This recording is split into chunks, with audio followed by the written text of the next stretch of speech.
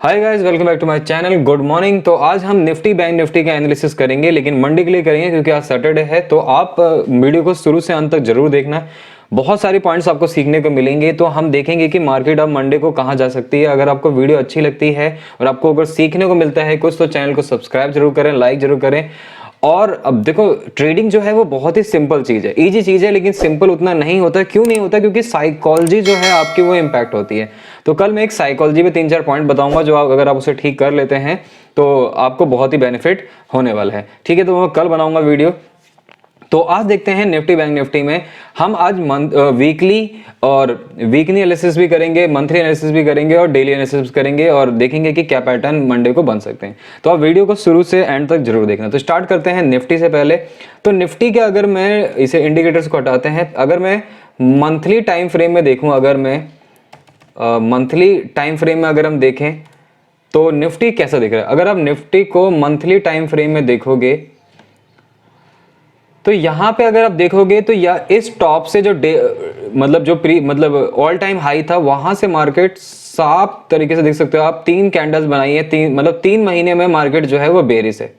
ठीक है, मार्केट जो बैक टू बैक 3 मंथ से क्या दिख रही है आपको, मंथली, अगर मंथली टाइम फ्रेम में देखोगे तो 3 मंथ से आपको क्या दिख रही है, यहाँ पे मार्केट बेरिश दिख रही है। तो यहाँ पे तो आपको बेरिश लग रही है मार्केट। तो अब देखते हैं वीकली टाइम फ्रेम में। वीकली टाइम फ्रेम में मार्केट क्या दिखा रही है। वीकली टाइम फ्रेम में भी अगर आप देखोगे तो मार्केट ने ये एक कंसोलिडेशन लेवल था। ठीक है, एक हाई लगा के आई, मार्केट ने एक कंसोलिडेशन किया। कंसोलिडेशन के बाद अगर मार्केट जिस तरह ब्रेकआउट देती है, जैसे मान लो ये कंसोलिडेशन लेवल था, यहाँ पे एक मार्केट यहाँ पे रेस्ट किया मार्केट ने, उसके बाद इसका डबल मार्केट करीबन यहाँ तक मार्केट को आ जाना चाहिए अगर ये ब्रेकआउट आइदर साइड ऑफ हो। तो इस साइड तो हुआ नहीं, तो डाउन साइड हुआ है। तो मार्केट अभी वीकली टाइम फ्रेम में भी देख सकते हो एक रेड कैंडल, मतलब पूरे वीक एक रेड कैंडल, मतलब पूरा वीक मार्केट क्या हुई है, बेरिश रही है।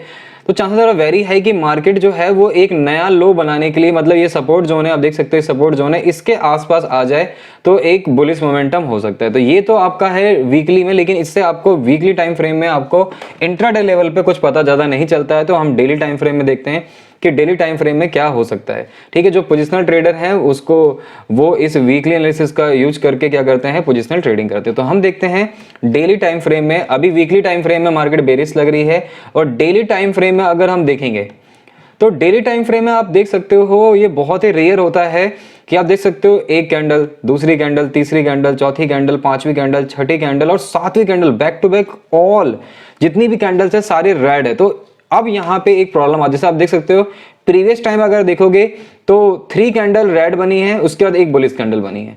अगर आप कभी भी देखोगे यहाँ पे 3 कैंडल रेड बनी है, एक बुलिश कैंडल बनी है, 3 कैंडल रेड बनी है, एक बुलिश कैंडल बनी है, 3 कैंडल रेड बनी है, एक बुलिश कैंडल बनी है। ठीक है, तो आप देख सकते हो यहाँ पे भी 3 कैंडल रेड, एक बुलिश कैंडल। तो जनरली मार्केट क्या करती है इस तरह से बैक टू, क्योंकि मार्केट में सिर्फ सेलर्स ही नहीं है, बायर्स भी हैं। ठीक है, तो बायर्स को कहीं ना कहीं एक्टिवेट होना पड़ेगा। ये नहीं कि बायर, अगर मान लो कि बायर ने एक कैंडल बना दी तो मार्केट जो हो जाएगी उसका मतलब मार्केट का ट्रेंड चेंज हो जाएगा, ऐसा नहीं है। तो अब जो जनरली आप मार्केट को देखोगे तो मार्केट जो है एक डिमांड जोन के आसपास है। डिमांड जोन मतलब एक स्विंग लो के आसपास है, तो ये अच्छा खासा बायर जोन हो सकता है। तो मार्केट को यहाँ पे एक पुल बैक लेना चाहिए, मतलब एक बुलिश कैंडल बनाना चाहिए। मार्केट अगर इस लेवल को तोड़ रही है, मतलब एक बेरिश कैंडल और बना रही है, तो मतलब कोई न्यूज है तभी बन सकता है ऐसा ही। देखो जरूरी है, मार्केट तो मार्केट है, मार्केट को आप रिस्पेक्ट करना है क्योंकि कुछ भी हो सकता है। लेकिन अगर आप प्राइस एक्शन के थ्रू देखोगे तो यहां पे मार्केट को कहीं ना कहीं एक बुलिश कैंडल बनाना चाहिए। ठीक है, यहां पे अगर मार्केट गैप डाउन खोल जाती है, मार्केट इस लेवल के आसपास गैप डाउन खोल जाती है, तो यहां से सपोर्ट लेके एक बुलिश कैंडल बनानी चाहिए। अगर मार्केट कोई भी बेरिश पैटर्न बना रही है तो मैं शॉर्ट करने के लिए तैयार नहीं हूं, मैं मतलब डाउन साइड ट्रेड नहीं लूंगा। क्यों नहीं लूंगा डाउन साइड? क्योंकि मार्केट आप देख सकते हो 7 डेज से क्या हुई है, back to back red candle बना रही है। तो चांसेस आर वेरी हाई कि एक बुलिश कैंडल पेंडिंग है, एक पुल बैक पेंडिंग है। तो यहां पे चांस है कि यहां पे अगर मार्केट इस लेवल के आसपास मार्केट गैप डाउन खुलती है और एक बुलिश कैंडल यहां पे कहीं बनाती है, तो आपको एक ट्रेंड मिल सकता है, ट्रेड मिल सकती है अच्छी खासी बुलिश साइड।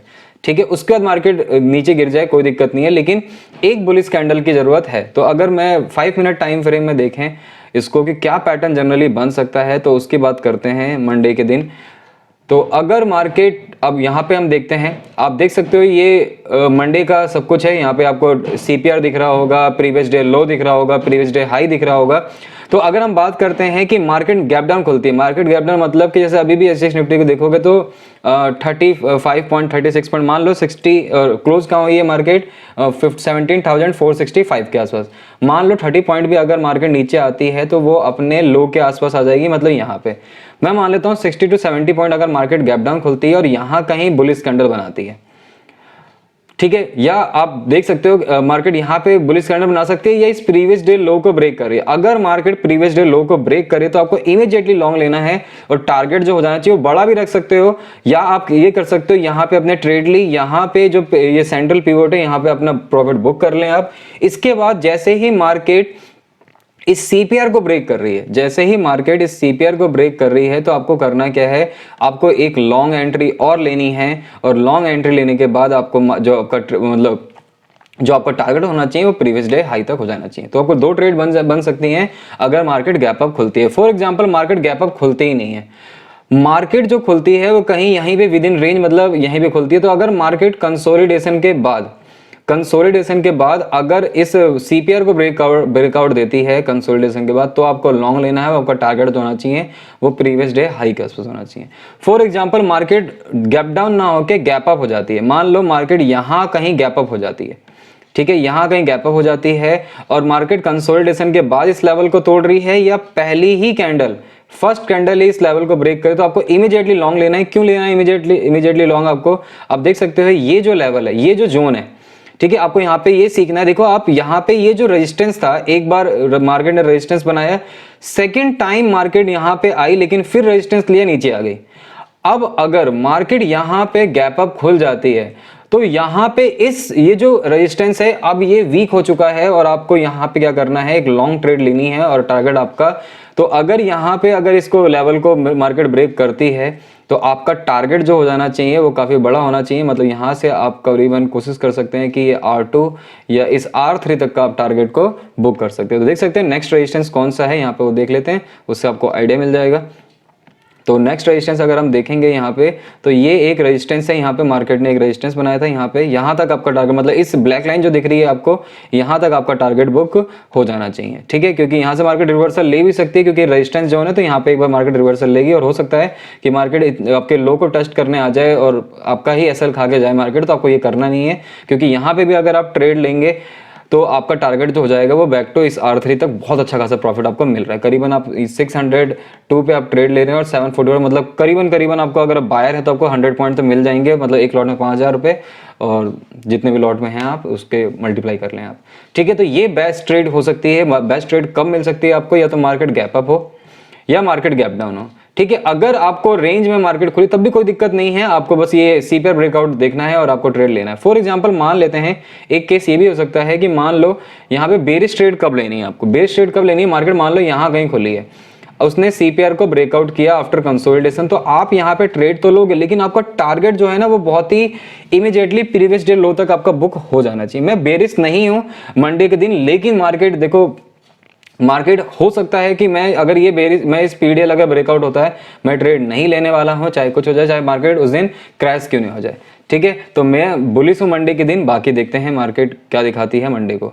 तो मैंने आपको पैटर्न बताया, अब मैं बैंक निफ्टी का बता देता हूँ। बैंक निफ्टी में अगर डेली टाइम फ्रेम में देखें अगर हम, तो डेली टाइम फ्रेम में अगर आप देखोगे तो मंथली में देखते हैं पहले क्या हो रहा है इसके अंदर। तो मंथली के अंदर तो मार्केट बेरिश ही दिखने वाली है, हाँ देख सकते हो मार्केट मंथली के अंदर बेरिश दिख रही है। और अगर हम वीकली की बात करें तो वीकली में भी आप देख सकते हो मार्केट ने क्या किया है, यहाँ पे एक वही कंसोलिडेशन लेवल बनाया था, कंसोलिडेशन लेवल के बाद मार्केट ने इसको क्या करा, यहाँ पे ब्रेकडाउन दिया, यहाँ पे मतलब नीचे के साइड ब्रेकडाउन दिया, फिर मार्केट ने एक पुल बैक लिया यहाँ पे और फिर यहीं इसी रेजिस्टेंस से मार्केट वापस नीचे आ गई है। तो मार्केट ने इसी रेजिस्टेंस से नीचे आई है, तो अब देखो चांसेस आर वेरी है कि इसका जो टारगेट है, इसका टारगेट डबल होना चाहिए, मतलब टारगेट जो है वो यहाँ कहीं होना चाहिए। तो यही सिंपल सा केस है कि अगर मार्केट गैप डाउन खुलती है तो मतलब ये एक तरह से सपोर्ट जोन है पूरा का पूरा। तो मार्केट अगर गैप डाउन खुलती है तो यहाँ से सपोर्ट लेके एक पुल बैक बना सकती है, क्योंकि मार्केट में सिर्फ सेलर्स ही नहीं है, आपको पता है बायर्स भी हैं। तो अब यहाँ पे अगर हम बैंक निफ्टी में भी देखें तो बैंक निफ्टी में भी अगर आप देखोगे पूरा वीक, मतलब ये अब 1 2 3 4 5 6 ये एक डोजी टाइप की कैंडल बनाई है, बुलिश कैंडल भी कह सकते हैं। तो 1 2 3 4 5 6 7 7 के बाद एक 5 के बाद एक बुलिश कैंडल बनाई है, फिर एक बेरिश कैंडल बनाई है। तो मार्केट यहाँ पे बेरिश लग रही है, लेकिन अगर इस डायरेक्टली यहाँ कहीं आसपास खुल जाती है तो मार्केट को एक सपोर्ट मिलेगा, और मार्केट को, क्योंकि मार्केट एक सपोर्ट जोन पे ही है और एक सपोर्ट ले चुकी है, तो मार्केट अगर जितना निफ्टी बुलिश लग रहा है उतना बैंक बुलिश नहीं लग रहा, लेकिन तब भी अगर मार्केट यहाँ पे आती है तो एक सपोर्ट लेके रिवर्सल दे सकती है, एक बुलिश कैंडल बना सकती है। अगर निफ्टी बनाएगा तो बैंक बैंक भी बनाएगा ही बनाएगा। तो क्योंकि दोनों सिंक में चलते हैं, तो 5 मिनट टाइम फ्रेम में अगर हम इसे देखें तो 5 मिनट टाइम फ्रेम में क्या दिखता है हमें वो देखते हैं। तो 5 मिनट टाइम फ्रेम में दिख रहा है कि जो बैंक निफ्टी का CPR है मंडे के लिए वो काइंड ऑफ वाइट थोड़ा और वाइड ही एवरेज CPR ही है, वाइड तो नहीं है, एवरेज CPR है। तो अगर हम देखते हैं तो मैं वही कह रहा हूँ कि अगर मार्केट गैप डाउन खुल जाती है, मान लो यहाँ से कहीं मार्केट S1 के आसपास खुलती है और मार्केट एक बुलिश कैंडल बनाती है, जैसे इस लेवल को ब्रेक करेगी आपको इमीडिएटली लॉन्ग लेना है और टारगेट जो जाना चाहिए बैक टू इस सेंट्रल पिवट तक होना चाहिए। उसके बाद आपका अगर कंसोल या टॉप बॉटम CPR तक भी अगर प्रॉफिट आता है तो आप उसको बुक कर सकते हैं, या आप सेंट्रल पिवट तक वेट कर सकते हो, ठीक है, क्योंकि ये एक टर्निंग पॉइंट है। उसके बाद अगर मार्केट इसको कंसोलिडेशन के बाद ब्रेक करती है तो आपका टारगेट बड़ा हो जाना चाहिए। टारगेट आपका कम से कम प्रीवियस डे हाई से पहले नहीं निकलना, आपको प्रीवियस डे हाई तक आपको प्रॉफिट बुक करना, मतलब यहाँ कहीं आसपास अगर आपको कोई भी बेरिश कैंडल दिखे, मतलब यहाँ तक डायरेक्ट हाई मार्केट है, कोई बेरिश कैंडल दिखे तो आपको बुक कर लेना है, ठीक है। अब नेक्स्ट केस क्या है, यहाँ पे अगर मार्केट गैप अप खुलती है, जैसे सेम केस बताया था मैंने, मार्केट गैप अप खुलती है यहाँ पे, यहाँ कहीं आसपास इसको तोड़ रही है, ब्रेक कर रही है, तो आपका जो टारगेट हो जाना चाहिए वो नेक्स्ट टू रेजिस्टेंस, मतलब R2 तक भी अगर आप इसमें नेक्स्ट रेजिस्टेंस देख लेते हैं, यहाँ पे नेक्स्ट रेजिस्टेंस कहाँ है बैंक निफ्टी के अंदर। बैंक निफ्टी के अंदर जो नेक्स्ट रेजिस्टेंस है, अब ये पूरा जोन जो है, ये जोन है पूरा अच्छा खासा रेजिस्टेंस है। तो मार्केट को यहाँ तक अगर मार्केट आती है, मतलब 40,500 के आसपास अगर मार्केट आती है उस लेवल को ब्रेक करके, तो आपको टारगेट बुक कर लेना है। तो करीबन आपको यहाँ पे अगर प्रीवियस डे हाई ब्रेक कर रही है तो आपको यहाँ 40,500 मतलब R2 तक अपना टारगेट आपको बुक कर लेना है। अब एक ही केस में आपको सेल करना है। सेल कब करना है आपको, मार्केट में सेल कब करना है कि अगर आपको मान लो यहाँ पे कहीं मार्केट खुलती है और रिजेक्ट मतलब कंसोलिडेशन के बाद इसको ब्रेक करती है, तो आपका टारगेट जो हो जाएगा वो प्रीवियस डे लो तक हो जाएगा, और स्टॉप लॉस आपका इसके ऊपर होना चाहिए। विदाउट स्टॉप लॉस कभी भी ट्रेड नहीं करना है आपको। तो ये निफ्टी और बैंक निफ्टी का एनालिसिस है ये।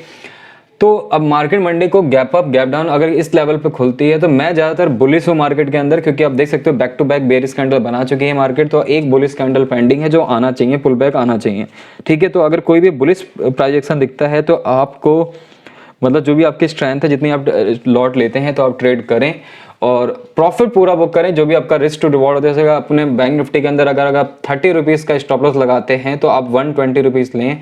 निफ्टी के अंदर अगर 10 से 12 रुपीज़ का स्टॉप लॉस लगाते हैं तो कम से कम आप 40 पॉइंट के आसपास या 35 पॉइंट तक आप जरूर कैप्चर करें। अगर आप सेलर हैं, बायर हैं तो आप 10 रुपीज़ या 12 रुपीज़ या 15 रुपीज़ का स्टॉप लगा के करीबन 50 रुपीज़ तक का प्रॉफिट बुक करें। और बैंक निफ्टी में करीबन 150 पॉइंट या 120 पॉइंट के आसपास बुक जरूर करें, ठीक है फ्रेंड्स। तो इस वीडियो के अंदर इतना ही। कल हम मिलेंगे एक साइकोलॉजी वीडियो के साथ, जो आपको जरूर देखना चाहिए। अगर आप वीडियो देखेंगे उसको तो आपके साइकोलॉजी आपको हेल्प जरूर मिलेगी कि क्या प्रॉब्लम होती है लाइव मार्केट के अंदर कि हम अपनी साइकोलॉजी भूल जाते हैं। तो एक काफी अच्छी वीडियो होने वाली है, तो आप जरूर वीडियो को जरूर देखें।